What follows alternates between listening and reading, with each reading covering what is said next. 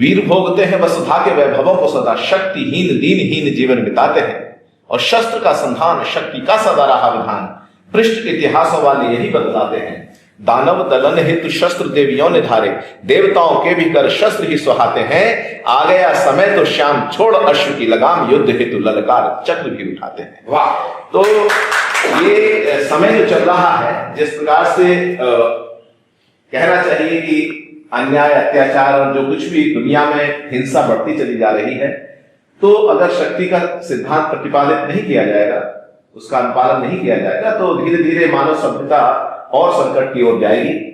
और मैंने कभी कहा था, कभी सागर की गहराई में जाने की तमन्ना है, कभी आकाश के तारों को पाने की तमन्ना है, अभी वो सीख ना पाया जमीन पे चैन से रहना, सुना है चांद पे भी घर बनाने की तमन्ना है। तो ये तमन्नाएं तो बहुत हम रखते हैं, सब पूरी दुनिया रखती है, लेकिन हमारा जो छात्र धर्म है वो ये कहता है कि मनुष्य को अपने स्वयं को शक्तिशाली बनाना चाहिए, समाज की रक्षा के लिए, धर्म संस्कृति की रक्षा के लिए।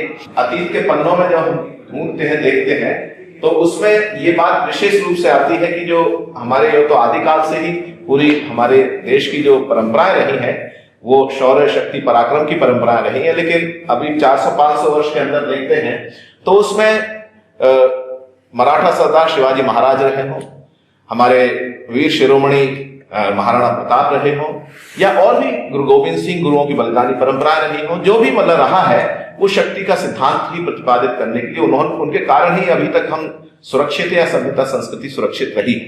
तो उसमें 2-3 क्षण मैं रख देता हूं, क्योंकि यहाँ सभी लहू में जो रवानी है वो कहीं ना कहीं उस रवानी का जोश जो है वो बताता है कि हम क्या चाहते हैं, क्या करना चाहिए। तो मैं शुरू करता हूं। शिवाजी महाराज को एक छंद मैंने लिखा था, लिखे तो और भी थे, लेकिन एक छंद पढ़ता हूं कि नारियों को जननी के जैसा मान देने वाले जीजाबाई वाले संस्कार को प्रणाम है, कि गौहर को जननी के जैसा मान देने वाले जीजाबाई वाले संस्कार को प्रणाम है, और गुरु रामदास वाली चेतना से चकाचौंध पंथ निरपेक्ष दरबार को प्रणाम है। तो मुगलों को मिली ललकार को प्रणाम, कि शत्रुओं को मिली ललकार को प्रणाम, और माता भवानी की तलवार को प्रणाम है, और शूरता के दिव्य पारावार को प्रणाम, शूरता के दिव्य पारावार को प्रणाम, मेरा शिवाजी मराठा सरदार को प्रणाम है, सरदार को प्रणाम है। और चेतक की टाप संग हल्दी घाटी में जोड़ी, उस धूल से सजे गगन को नमन है। चेतक की टाप संग हल्दी घाटी में जोड़ी, उस धूल से सजे गगन को नमन है। और धर्म संस्कृति स्वाभिमान हेतु किए गए शूरता के पावन हवन को नमन है। तो हिंदुस्तानियों के हृदयों में जो धधक रही, कि हिंदुस्तानियों के हृदयों में जो धधक रही, राजस्थान वाली उस सगन को नमन है, राजस्थान वाली उस सगन को नमन है। और जिसने हल्दी घाटी से दिल्ली तक को तपाया, राणा जी प्रताप की तपन को नमन है। और एक छंद और मैंने कहा राजस्थान के उस परंपरा के ऊपर, कि पन्ना धाय पद्मिनी और हाड़ा रानी वाले नारियों के पुण्य स्वाभिमान को प्रणाम है, कि पन्ना धाय पद्मिनी और हाड़ा रानी वाले नारियों के दिव्य स्वाभिमान को प्रणाम है। और मातृभूमि के हितार्थ जो दिया गया था भामाशाह वाले उस दिव्य दान को प्रणाम है। तो घास वाली रोटियों को खा के भूमि पर सोए, कि घास वाली रोटियों को खा के भूमि पर सोए, प्रभु एक लिंग के दीवान को प्रणाम, कि प्रभु एक लिंग के दीवान को प्रणाम है। और शूरता और वीरता पराक्रम के परे आए, आन बान वाले राजस्थान को प्रणाम है, आन बान वाले राजस्थान को प्रणाम है। शंकरलाल लंबी एक छंद कहीं हम देखते हैं गुरु सिख परंपरा में, कि सेवा से बलिदान तक की यात्रा आती है। गुरु नानक देव जी ने सेवा से काम शुरू किया, अपना जो सेवा का कार्य जो है धर्म संस्कृति के लिए, और उसके बाद धीरे धीरे बलिदानी परंपराओं तक आते गुरु गोविंद सिंह तक चल के आए। तो इतिहास की जाने की जरूरत नहीं है, आप सब जानते हैं क्या कैसे रहा है। कि पंच प्यारे और बंदा बैरागी की शहादत गुरु ग्रंथ साहिब की वाणी को नमन है। कि पंच प्यारे और बंदा बैरागी की शहादत गुरु ग्रंथ साहिब की वाणी को नमन है।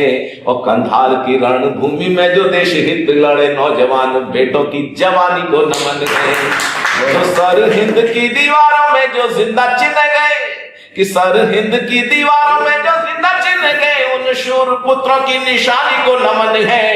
और एक को लड़ाऊं 1.25 लाख से तउद घोष गुरु जी की पावन कहानी को नमन है। गोविंद की पावन कहानी को नमन है जी, गोविंद की पावन कहानी को नमन है। श्रृंखला बहुत लंबी है। एक छंद मैंने लिखा था कुछ भगत सिंह जी के ऊपर, एक छंद उसमें से पढ़ता हूं मैं कि मातृभूमि को दिलाने मुक्ति जो कमाया नाम, बलिदान शौर्य की सच्चाई को नमन है। कि मातृभूमि को दिलाने मुक्ति जो कमाया नाम, बलिदान शौर्य की सच्चाई को नमन है। और जिसने अमर क्रांति ज्वाल को जन्म दिया, ऐसी पुण्य कोख वाली माई को नमन है। जिसने अमर क्रांति ज्वाल को जन्म दिया, ऐसी पुण्य कोख वाली माई को नमन है। तो इनकलाब जिंदाबाद वाले घोष को नमन, आजादी के कन्हाई को नमन है। विस्मृत हो गया थोड़ा सा, एक छंद और पढ़ देता हूं। मैं एक बात सोचता हूं, एक तो क्रोनोलॉजिकल एज होती है, एक बायोलॉजिकल एज होती है, लेकिन मुझे लगता है कि उम्र का कोई तकाजा नहीं होता है। अगर हमारे दिल में जो जज्बा है, कोई शौर्य पराक्रम और कहीं बलिदान का जज्बा है, तो 80 साल के कुंवर वीर सिंह अंग्रेजों के दांत खट्टे करने के लिए मैदान में तलवार लेके उतर सकते हैं। या कहीं खुदीराम बोस 15, 16, 17 साल की उम्र में अंग्रेजों के सामने भिड़ जाते हैं। तो ऐसा मैं मानता हूं कि जिसका दिल जवान है वो हर व्यक्ति जवान है।